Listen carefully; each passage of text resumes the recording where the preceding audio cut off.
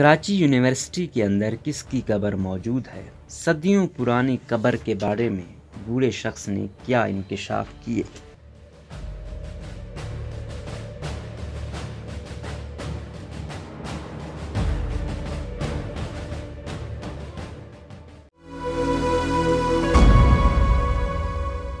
یہ مزار کراچی یونیورسٹی کے بننے سے بھی پہلے کا ہے، البتہ کتنا پرانا ہے اس کی تاریخ کے بارے میں حتمی طور پر کچھ نہیں کہا جا سکتا۔ تقریباً 50 سال پہلے کسی نے بتایا تھا کہ محمد بن قاسم کی سندھ آمد کے ساتھ جو قافلہ آیا تھا یہ بابا بھی ان کے ساتھ آئے تھے۔ مزار کس کا ہے؟ یہ کہنا ہے پاکستان کی مادر علمی اور کراچی کے قلب میں واقع سب سے بڑی جامعہ کراچی یونیورسٹی میں موجود ایک مزار کی رکھوالی کرنے والے شمیم احمد کا۔ یہ مزار حاجی شیر شاہ بخاری کا ہے۔ مزار توڑنا چاہا تو کیا ہوا؟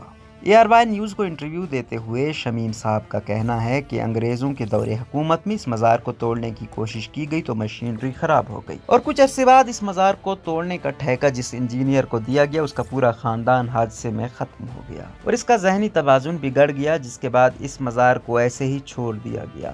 کسی سے چندہ نہیں لیا جاتا۔ شمیم احمد نے یہ بھی کہا کہ مزار کے لیے چندہ نہیں لیا جاتا، بس کچھ